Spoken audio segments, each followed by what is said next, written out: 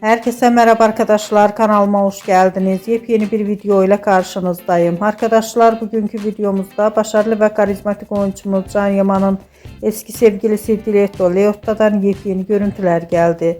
Ben de bu görüntüleri sizler için YouTube kanalımda video halinde sunuyorum arkadaşlar. Umarım beğenirsiniz. Videomu beğendiyseniz kanalımı izlemeyi ve bildirim butonuna basmayı unutmayın.